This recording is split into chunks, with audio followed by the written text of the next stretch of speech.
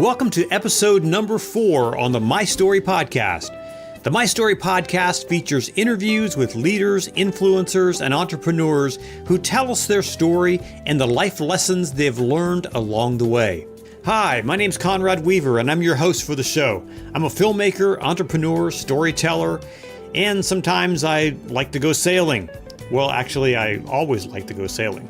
But today, I'm really happy that you've stopped by to listen to the show. But first, a word from our sponsor. Conjo Studios is an award-winning video production company whose focus is helping you tell your story. They love telling stories that matter. So if you have a corporate message or even a documentary you want to produce, Conjo Studios has the experience and the knowledge to get the job done on time and within your budget. Visit conjostudios.com, click on the blue Get a Quote button, and let them know what you need. Then watch your stress melt away as their team does the magic of producing your next video or film project. That's Conjo Studios, telling stories that matter.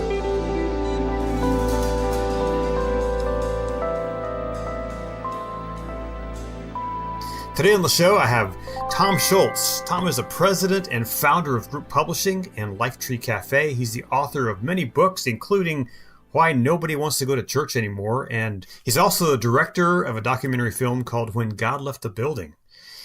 And he's a founder of Group Serves, which organizes volunteer mission experiences to help disadvantaged families throughout the world. Thom's a world traveler and a friend, and it's great to have you on the show today, Thom. It's great to be with you. Thanks. So where was your last adventure? Well, we just got back a couple of weeks ago from India.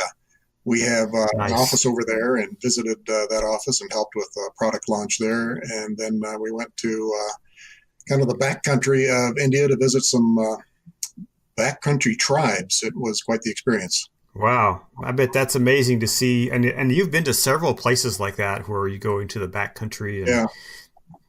that's got to be challenging to see kind of their living conditions and their life experience there. Yeah, that's eye-opening. A lot of those cultures are rapidly disappearing, and I kind of have the philosophy of if we're going to see them, we've got to see them now to be able to see their way of life before it disappears.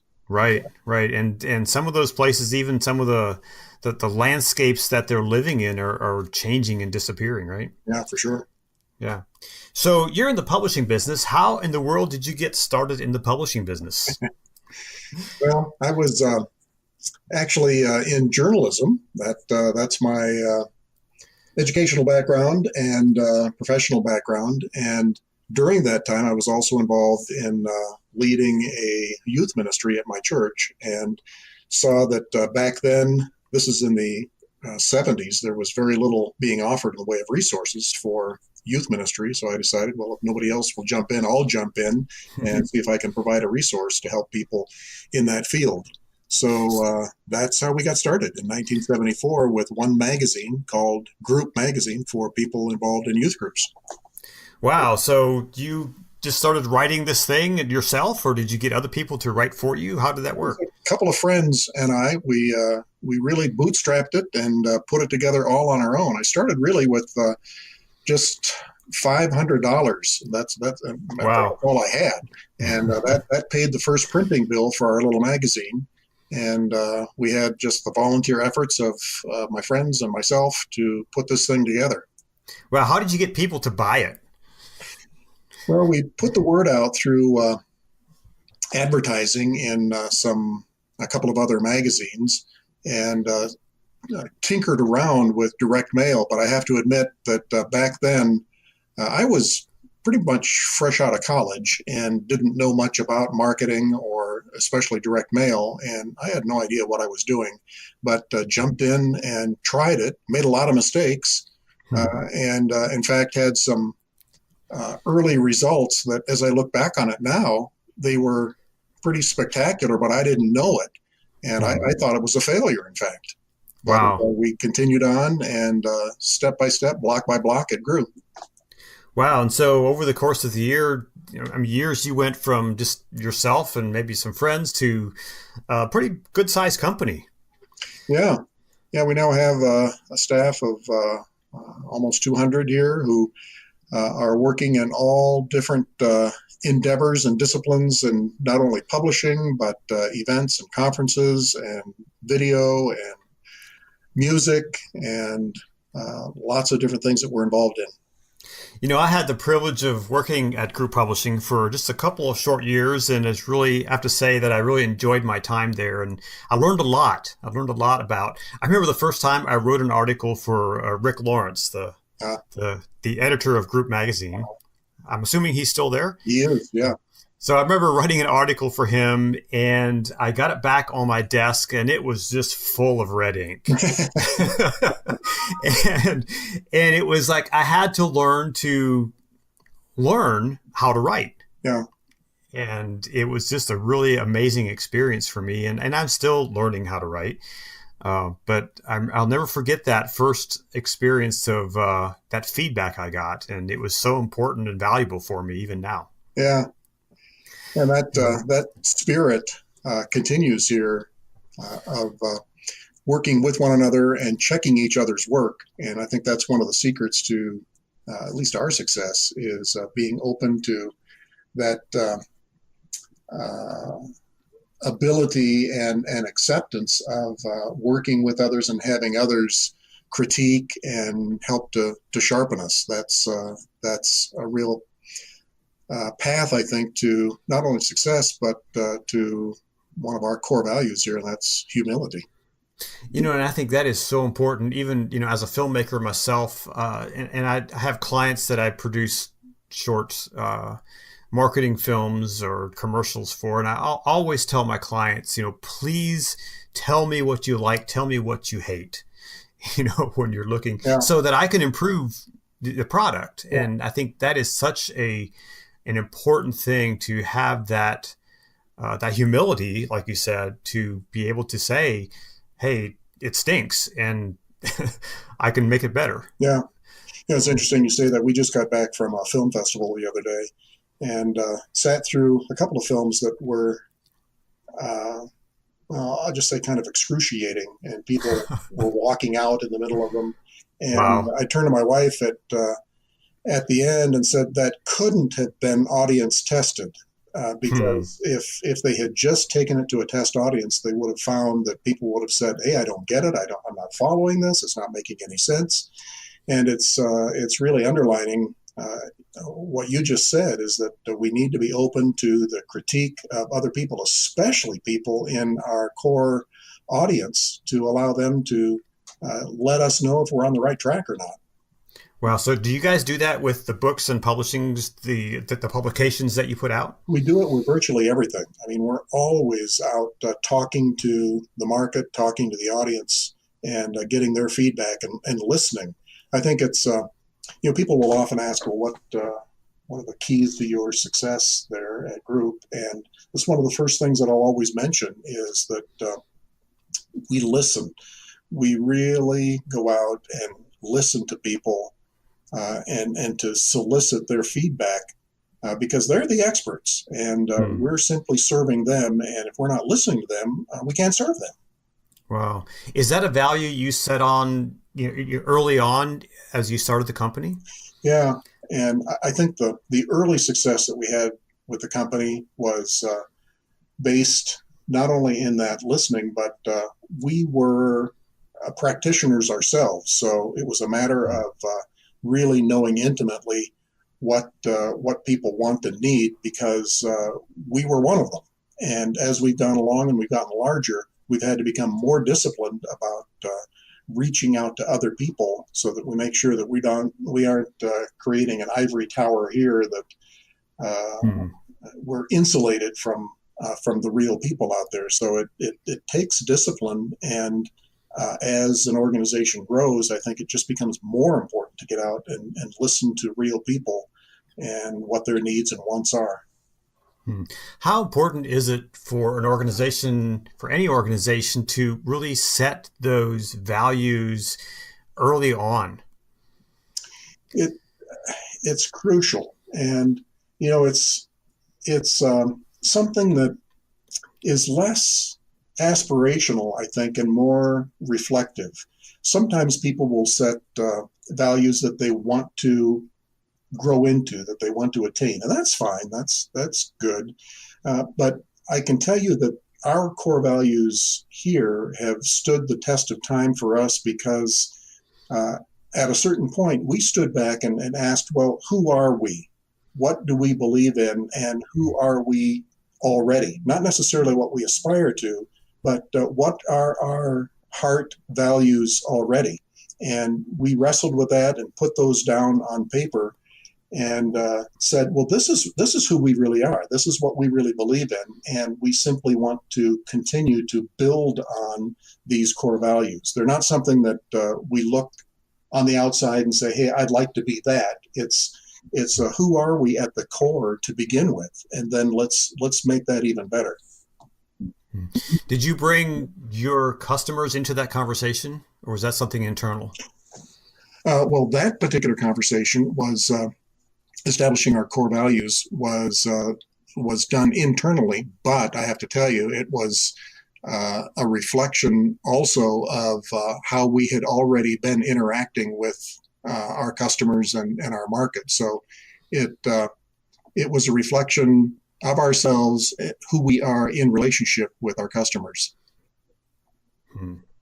So what would you do differently if you had a do-over from the beginning? Personally, I would have learned and sought out education on the business side of things that I didn't have coming in. My business knowledge really came from growing up in a household of entrepreneurs and family business. So I picked that up, and that's very valuable. But looking back now, I wish I would have gotten more formal education on that side. My educational background was in journalism, and that served me well.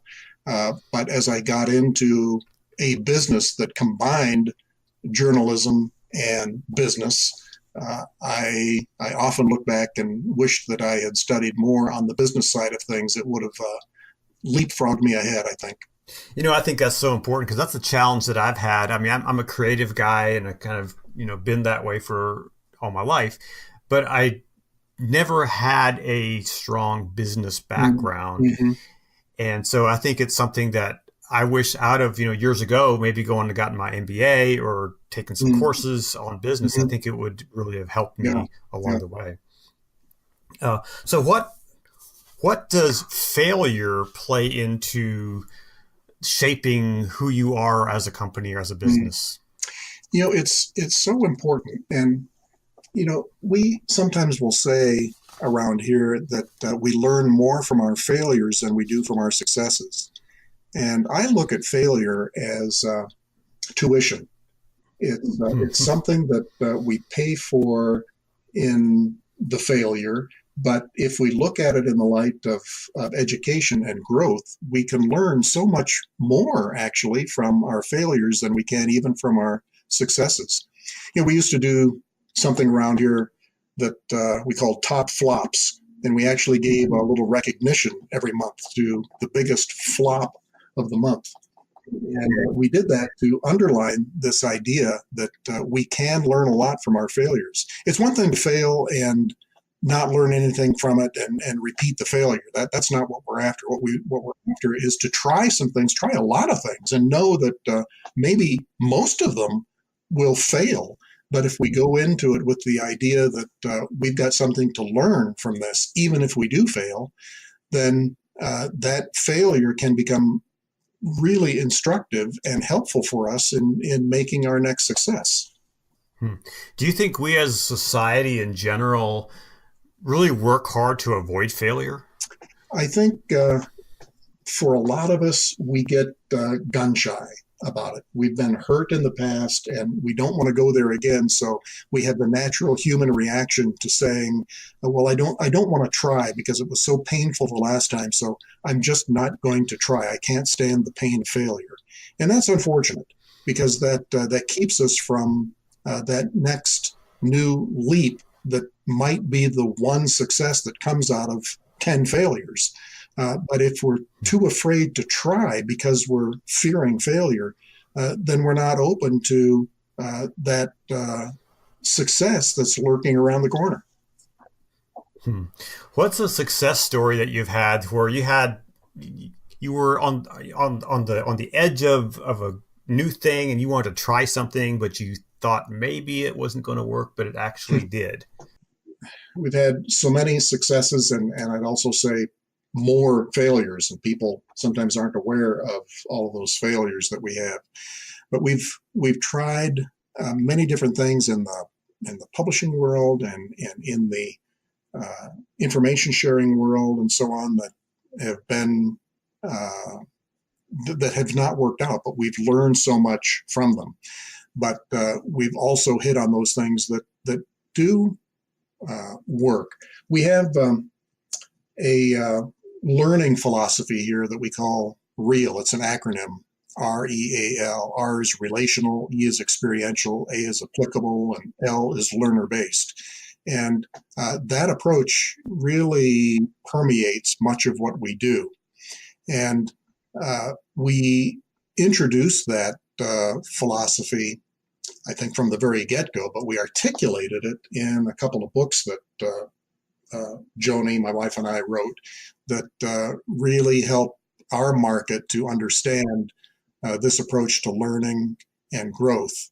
And one of those books early on was called Why Nobody Learns Much of Anything at Church and How to Fix It.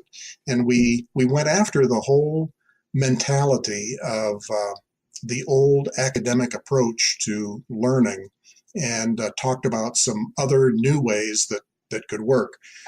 And when we first introduced that, even the title internally, your people were scared to death of the title of that church of that book because it sounded so negative. Why nobody learns much of anything at church, and we persevered through that and said, well, yeah, we understand that's going to make some people upset. Some people are going to be mad, but we feel that we need to send an alarm bell to wake people up to what's happening around us. So in for some people, that was a failure. It was rejected.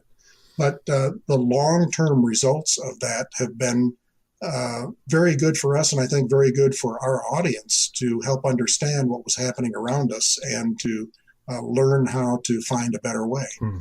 You know, it's interesting you were talking about real. I'm sitting here at my desk, and I have this little wire guy that is called Earl. Yeah, I've got one of those probably too. And I think it was a piece of marketing that you guys developed to help promote the real learning. Yeah. And so I have it on my desk. It's a constant reminder of my time at group.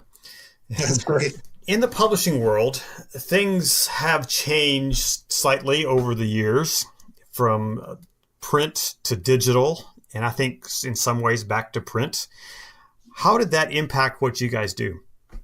Yeah, it's been a huge impact for us. We started out as a paper and ink company, and we still do a lot in paper and ink, but obviously digital has had a big impact on us as well as on our way of distributing. Sure. Not only has our market turned to digital means for consumption of the information that they need and want, but how they get the information obviously has changed as well. So, for instance, in our past, brick and mortar bookstores were a huge part of our distribution strategy for getting our ideas and information out. That's been under siege, obviously, in the past 10, 20 years and continues to change radically. And so we've had to not only change how we produce things and what format we produce things and shape them for our end users, but we've also had to cope with how we distribute those things, how we get those things to them. You know, I hear a couple of years ago, a major bookstore in downtown Washington, D.C. shut its doors. And it had been around for decades. And it was just one of those things that, okay, is this a sign of the times that just people aren't going to bookstores anymore? I mean, because Amazon is so prolific that, you know, you can order it today and some places you can have it in the afternoon. Yeah. And so has that changed? Has the failure, I guess, of bookstores changed your your distribution? Absolutely, and it continues to. We certainly have not abandoned brick and mortar stores, and we continue to look for ways to support them and help them along. But we've at the same time had to understand the new distribution models that have come along and work with those as well. Just take the big gorilla in the room, Amazon, and understanding how Amazon works. That is a continuous project for us to understand how that machine works, and it's always changing. So we're always having to adapt and change to how Amazon works to understand how they're getting to their customers, and how we can come alongside and work with their systems. So in the business world and as in life, how important is it to be flexible to adapt to the environment that you're in? It's crucially important. In fact, I think of an example that we featured in one of our films called When God Left the Building. And throughout that film, we used the metaphor of the Eastman Kodak Company. And that's a fascinating business story to see how Kodak rose and became just the predominant giant in that photography industry that they were involved in, and then to see it almost all disappear, and relatively quickly. So we look at that story in that film, When God Left the Building, to analyze what happened there. How did they lose it? How did they lose it so quickly? And how can we apply those lessons to our lives? We compared it to what's happening in the church. And the Kodak story is also a great story to compare to anybody in any business or organization, to understand how we can lose focus and lose our very foundation that can lead to collapse if we're not careful.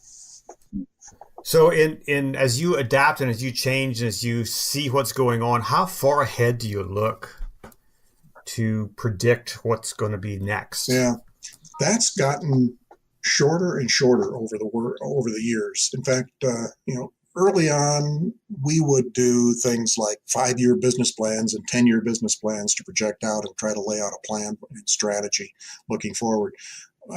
We don't do that anymore because things are changing so quickly that it's almost folly to look out that far. So we're much closer in to take a look at what the future might hold, and we're looking out 1, 2, and 3 years now to prepare for what's to come. Beyond that, it's because things are changing so quickly and so surprisingly, it's difficult to plan much farther out. So we're trying to be much more nimble and adapt more quickly. And what that means, whereas in the past we might have laid out a plan and said, well, this is going to be a multi-year plan, and we'll take these steps to reach it. We're more likely today to jump in and actually try some things rather than strategizing something that we might say is going to come to fruition in 5 years. We're much more likely today to let's just jump in and try it in a small way to see if it will work. And that becomes then the new strategy to use that test and trial method, as opposed to some intricate, carefully worked out plan that may be obsolete by the time we get to releasing it. So how does that relate to a young person getting out of college or even going to college and kind of mapping out the future for them? What should young people be thinking about when they're looking at a possible career? Yeah, I think it applies directly to that, of getting out and trying some things rather than worrying about laying out some grand plan that probably isn't going to work out the way you envision. Try some things, see some things that are of interest, and try them in a small test way. That's not new. That advice, I would say, has been good advice all along. when I think of myself and how I got into much of what I'm doing even today, it was through a spirit of trying some things in experimentation. In fact, through college, I paid for most of my college education by freelancing. I was involved in film and journalism as a college student, and went up and approached television stations and sold them my work as a college kid, and that allowed me to get full-time work right after I got out of college, and continues to feed what I do today. But it was jumping in and doing some things in my spare time out in the real world that gave me that experience and understanding to go forward. So you kind of answered my next question in that, what are some key things that young people, young entrepreneurs or business leaders can do to set themselves up for success? Yeah, it's studying is fine, and learning the academics is fine, but the most powerful learning, the most powerful foundation I think that a young person can build is getting out and actually doing it, and doing it whether you're paid or not. That doesn't matter that much, but get out and try some things in the real world that give you real world experience. What should a young person not do? Well, I think some of that is just the opposite of what I just said, and that is to get yourself hunkered down and believe that stuffing yourself with academic knowledge is going to be the key. That even goes to, I think today there are a lot of young people who spend a lot of years in college and going into debt in ways that it's frightening to think of how they're ever going to recover that, in areas that they may wind up with some academic knowledge, but it does not turn out to be a practical footing for them. So again, I prioritize the practical experience and getting that however you can in areas that interest you. Boy, that is such valuable advice, I think, for all of us to be constantly looking for those kind of opportunities to improve ourselves. Yeah.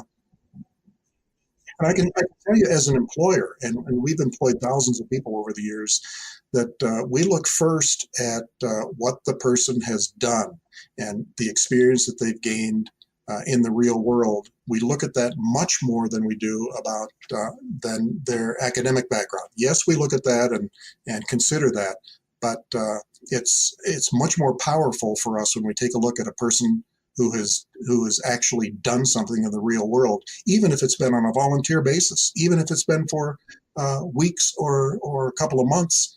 That's an important indicator to us of what the person can do, rather than simply a degree. That's great.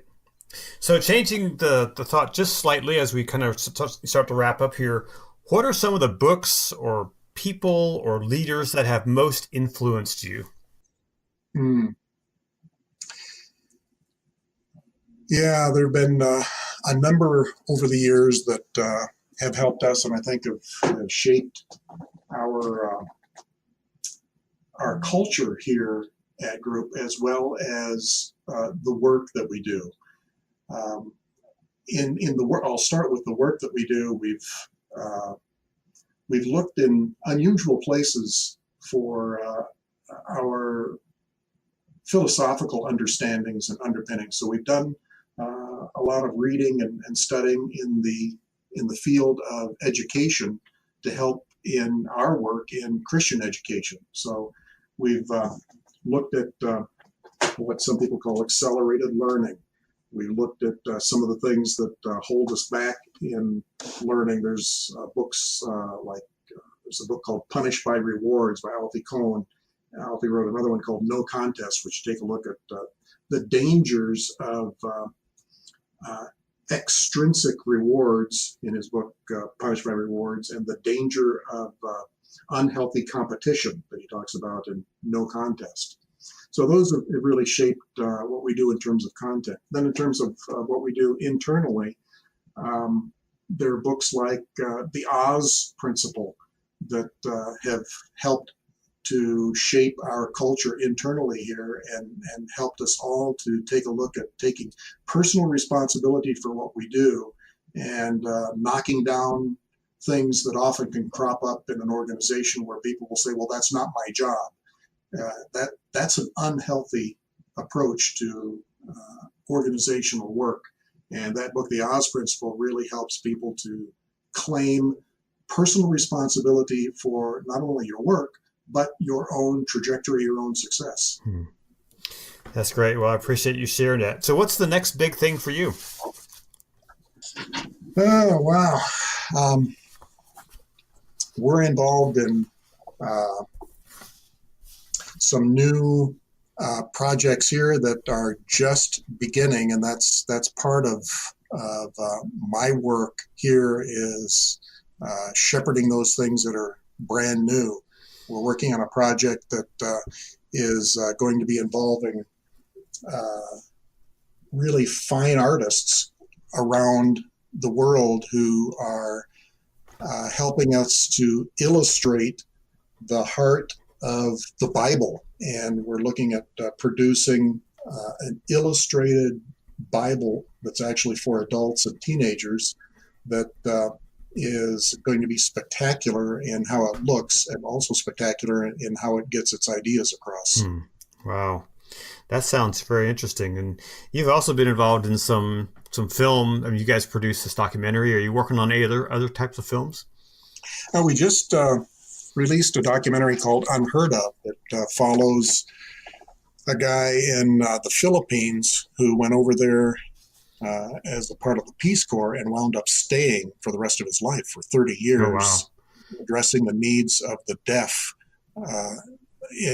No one had addressed the needs of the deaf in the Philippines, and now he's got schools all over there and has really changed the lives of hundreds of people there who otherwise would have had no hope. Is this film available publicly yet, or is it? It is just now coming out publicly. It's called Unheard Of, One Man's Journey to the Middle of a Miracle. And you can find out more about it at group.com. Okay, very cool. Well, Thom, it's been a pleasure talking to you today. It's been great to have you on the program and to hear a little bit of your story and of your journey. And I really appreciate your time and your insights into the things that we talked about. Well, it's great talking with you. Absolutely. If you'd like to learn more about Thom's work and group publishing, visit group.com. And you can also read Thom's blog at holysoup.com. Thanks so much for listening today. And if you like what you're hearing on this show, be sure to hit the subscribe button and please share it with your friends and family. I'd really appreciate it. I'm also eager to hear your feedback, and I really mean that. What you like, what you don't like. So if you could leave a review, I'd appreciate it. Next week on the My Story podcast, we're going to hear from Jennifer Abernethy. Jennifer is a social media expert. In fact, she wrote the book on it. 2 books, actually. They're called The Complete Idiot's Guide to Social Media Marketing. She has a fascinating story that you won't want to miss. Hey, if you like the music on today's show, it's from my friend Drew Davidson. You can get his latest album and hear all his music on iTunes or Spotify or on drewdavidson.com. That's drewdavidson.com. Last, if you have an idea for an interview you'd like to hear, send me a message and I'll see what I can do. Thanks so much for listening. I'll talk to you again next week on the My Story podcast.